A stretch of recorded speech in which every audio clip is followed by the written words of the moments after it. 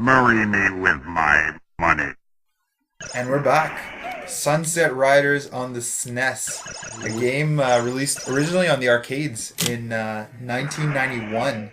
So we're talking 18 years here. The game is legal now, and it's made by Konami, Yeah. but it's not one of those beat 'em ups. Well, yes and no, because it's more of a shoot 'em up, where you don't actually punch your enemy, you shoot at them. But it actually feels more like Contra. Thinking back at it, that is also a Konami game. It's like Contra, but with the TMNT Turtle Time like graphics. And feeling, yeah, the arcade feeling, yeah. What did you like about this game? What did I like about this game? I would say everything. No, you told me. I think I really love the bosses at the end of the level because they're all different and they all have their own catchy lines. So it's pretty cool for that.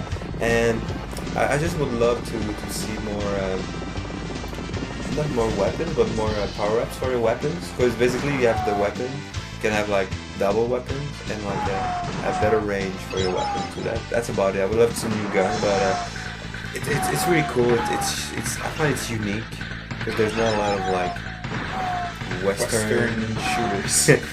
There's only a few, and that one is really good. It might be the best I've played from a bunch of them, just because it's so simple but so good at the same time. And it's 2 players, that's the best. I know in the arcade it's 4 players. That would be very cool playing with somebody, the 4 person up there. Did you play the arcade version? Did you know? Or? I have played the arcade version. Okay. I just probably don't remember the arcade version. Good.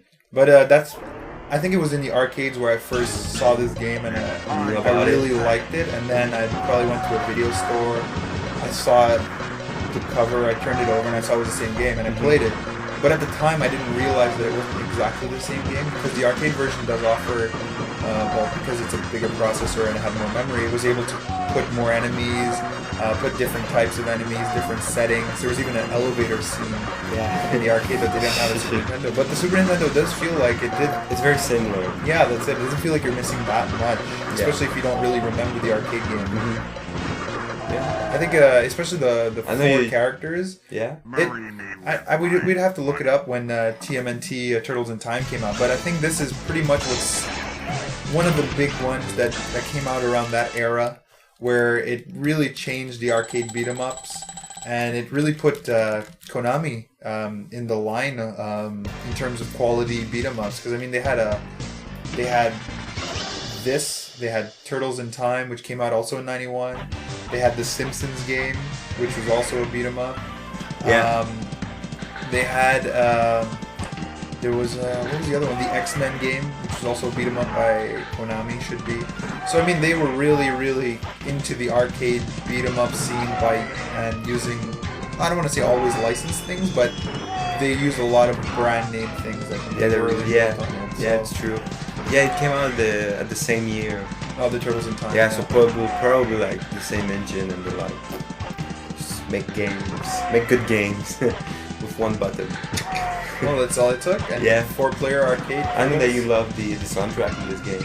Oh yeah, the music is really catchy. Yeah. Because like you said before, there's not a lot of Western games, and the ones that are there aren't that good. So I find this one gives you that spaghetti Western feel, where it's all the stereotypes that you would want in a Western game presented. You have the Mexican, you have the white cowboys. You know, you have all those feelings of like this cowboy movie. Yeah. Even the bad guys, it feels very like almost like those old samurai movies where they would have a specific list of people to kill, and they have to go on the list, and they get increasingly more powerful and increasingly more strange.